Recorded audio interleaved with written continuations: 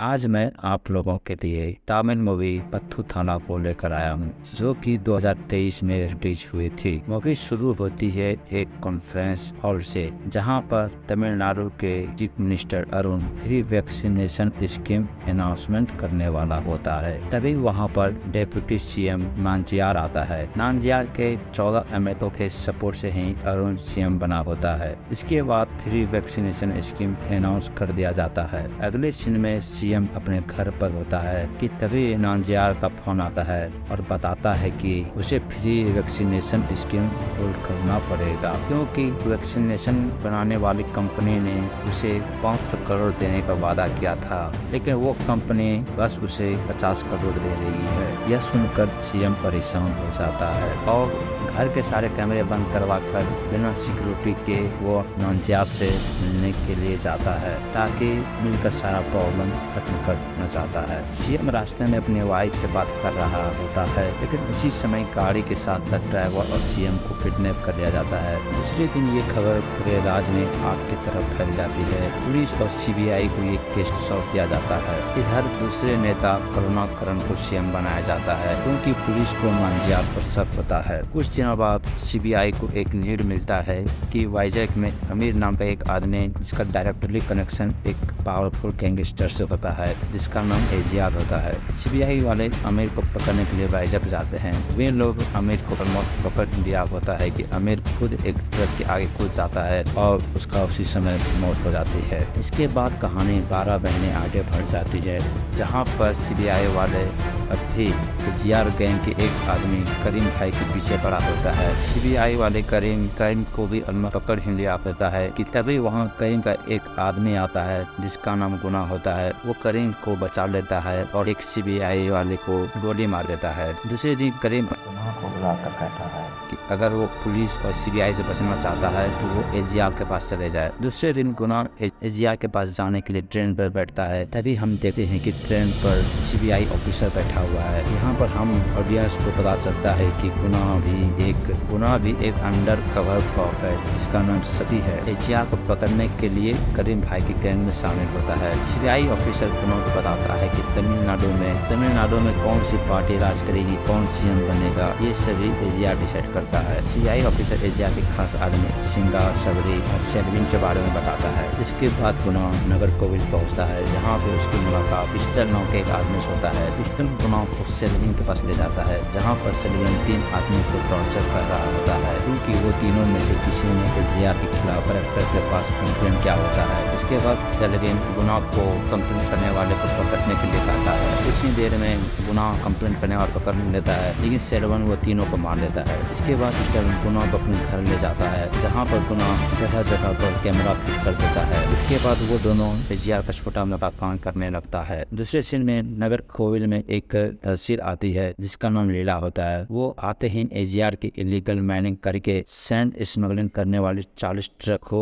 Seize कर लेती है। इसके बाद पिस्टल और गुना ट्रक को छुड़वाने के लिए तहसीलदार के ऑफिस जाता है, जहां लीला गुना को देखकर शॉक हो जाती है। इसके बाद इन दोनों का बैक स्टोरी बताया जाता है, जहां पर ये दोनों एक ही कॉलेज में पढ़ते थे, एक दूसरे से प्यार करते थे, लेकिन एक दिन गुना का एक दोस्त क्लासरूम में सुसाइड करना चाहता है, पर गुना किसी तरह अपने फ्रेंड को सुसाइड करने से रोक लेता है और उसका फ्रेंड बताता है कि एक मैम ने पूरी क्लास के सामने उसकी बेइज्जती किया। इसके बाद गुना मैम का रूम जाता है और गेट बंद कर देता है, और जब वो बाहर आता है तो ऐसे दिखाता है जैसे उसने मैम के साथ कुछ किया हो, पर लीला जानती है कि गुना ने मैम के साथ कुछ नहीं किया है और उसे मैम को सॉरी कहने को कहती है, पर गुना कहता है कि उसके लिए वो फ्रेंड जरूरी है, ना कि मैम, और वह सॉरी करने से मना कर देता है। और इसके बाद इन दोनों में ब्रेकअप हो जाता है। इसके बाद कहानी प्रेजेंट डे पे शिफ्ट होती है, जहाँ पर लीला का एक सीनियर ने रिपोर्ट बनाया होता है कि लीला ने 40 ट्रक नहीं बस 20 ट्रक ही पकड़े हैं और ट्रक में कोई सैंड नहीं बस कपड़ा है। मजबूरी में लीला को सारा ट्रक लेना पड़ता है। इसके बाद कहानी नांजियार पर शिफ्ट होती है, जहाँ वो सीएम करुणाकरण से मिलने के लिए आता है, क्योंकि करुणाकरण बिना नांजियार से कुछ ये सारा काम एचजीआर की मदद से करता है। इसके बाद वो दोनों में बहस हो जाता है और नानजियार अपनी पावर की धमकी देता है। इसके बाद रात में नानजियार रुबेल नाम का एक आदमी से कांटेक्ट करता है जो कि समुद्र में स्मगलिंग करता है। वो एचजीआर का दुश्मन भी होता है। नानजियार उसे कन्याकुमारी के उपचुनाव में एचजीआर के कैंडिडेट के खिलाफ चुनाव लड़ने के लिए कहता है और रुबेल मान लेता है। इसके बाद नानजियार और लैला एक ओल्ड एज होम जाते हैं एक सोशल एक्टिविस्ट से मिलने के लिए जो कि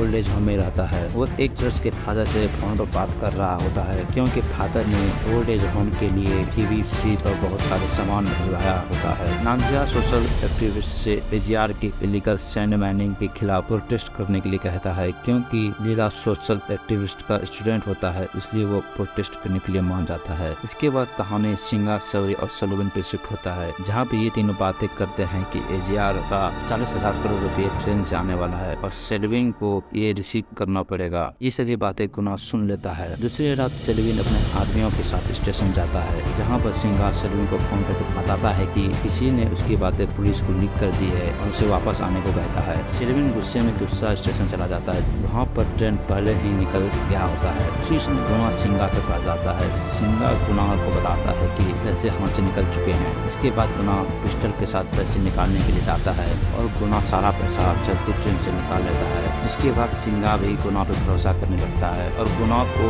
रुबेल पर नजर रखने के लिए कहता है और सेल्विन को गुना पर शक होने लगता है। इधर रुबेल भी जोरों शोरों से चुनाव का प्रचार करने लगता है। सोशल एक्टिविस्ट भी एचजीआर के खिलाफ प्रोटेस्ट करने लगता है। धीरे धीरे नानजियार की मदद से ये प्रोटेस्ट नेशनल न्यूज बन जाता है। प्रोटेस्ट की वजह से एचजीआर का कैंडिडेट हारने वाला होता है। ये प्रोटेस्ट रोकने के लिए एचजीआर के आदमी ओल्ड एज होम को जला देते हैं। इस घटना से सोशल एक्टिविस्ट और सारा आदमी एचजीआर से डरने लगता है और ये प्रोटेस्ट यहीं भी खत्म हो जाता है। इसके बाद सिंगा रुबेल को पकड़कर एचजीआर के पास ले जाता है। यहाँ पर एचजीआर का पहली बार सीन आता है। एचजीआर सभी के सामने रुबेल का गला काट देता है। इसके बाद एचजीआर एक मंदिर जाता है जहाँ पे नानजियार के आदमी एचजीआर पे हमला कर देता है पर गुना, सिल्वी और सिंगा एचजीआर को बचा लेता है और सारा आदमियों को मार देता है। इसके बाद एचजीआर नानजियार को दिन दहाड़े किडनैप कर लेता है। नानजियार एचजीआर को उसकी जान की धमकी देता है और एचजीआर यह कहकर छोड़ देता है कि उसको कोई मार नहीं सकता। दूसरे दिन नानजियार फिर सोशल एक्टिविस्ट के पास जाता है और उसको चुनाव लड़ने के लिए कहता है पर वो मना कर देता है। पर लैला चुनाव लड़ने के लिए तैयार हो जाती है पर रिजल्ट आने पर उसको पता चलता है कि उसे बस 200 ही वोट मिले होते हैं और वो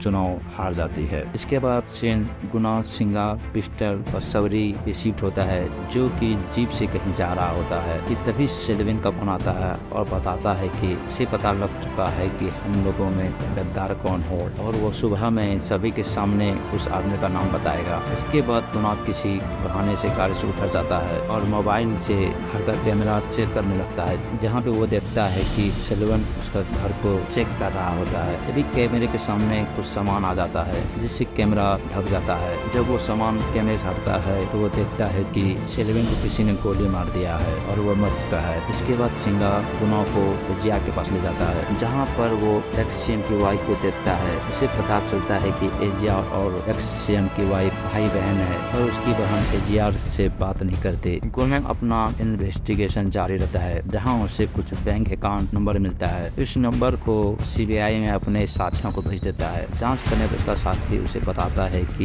ये नंबर एक ट्रस्ट का है जिसमें एचजीआर ग्रुप का हिस्सेदारी है और एचजीआर इस ट्रस्ट के मदद से इलीगल माइनिंग में होने वाला सारा प्रॉफिट अनाथ आश्रम, हॉस्पिटल, वृद्धाश्रम में डोनेट कर देता है। एचजीआर इस दुनिया के सामने बुरा आदमी है और वो अंदर से अच्छा आदमी है। ये सभी सुनकर गुना कंफ्यूज हो जाता है कि वो किसका साथ दे, सीबीआई का या फिर एचजीआर का। इसके बाद एचजीआर को पता चलता है कि इन लोगों के बीच में गद्दार कौन है और वो गद्दार एचजीआर का खास आदमी सबरी होता है जिसने पैसे के टाइम पुलिस को स्टेशन पर बुलाया होता है, सेल्विन को मारा होता है। एचजीआर उसे एक गाड़ी में बैठाकर एक सुनसान जगह ले जाकर खुद गाड़ी से उतर जाता है और गाड़ी को बम से उड़ा देता है। इसके बाद गुना जब अपना घर जाता है तो देखता है क्रिस्टल को उसके बारे में सारा कुछ पता लग चुका है। तभी सिंगा का फोन वॉन आता है और गुना को पिस्टल को मारने का ऑर्डर देता है, क्योंकि अंडरकवर कॉप है। मजबूरी में गुना पिस्टल को मार देता है। इसके कुछ दिनों बाद एजियार का बर्थडे आता है और वो अपना बर्थडे नहीं मनाता क्योंकि उसकी बहन से नाराज है। पर कुछ इमोशनल सीन आने के बाद उसकी बहन मान जाती है।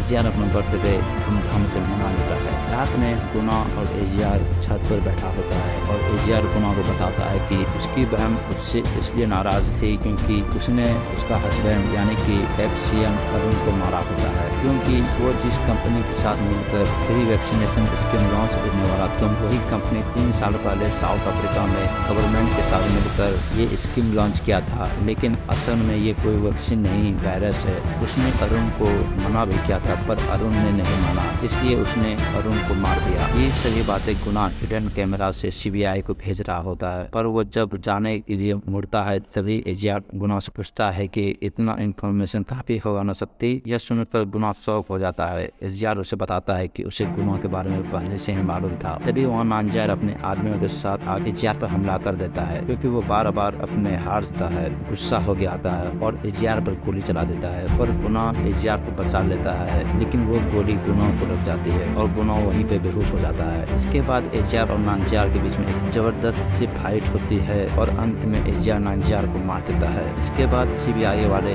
एजियार को अरेस्ट कर लेता है और गुना को हॉस्पिटल में भर्ती कर देता है। जब गुना को होश आता है तब सीबीआई वाले उसे एजियार के खिलाफ एविडेंस मांगता है, पर वो ये कहकर मना कर देता है कोई भी एविडेंस नहीं है। मजबूरी में सीबीआई वाले एजियार को छोड़ देता है। फिर दूसरा सीबीआई वाले ऑफिसर फिर पूछता है कि गुना ने एविडेंस क्यों नहीं दिया, कि वो हमारा शक्ति नहीं है, एजियार पर चुका है। इसके बाद एजियार अपना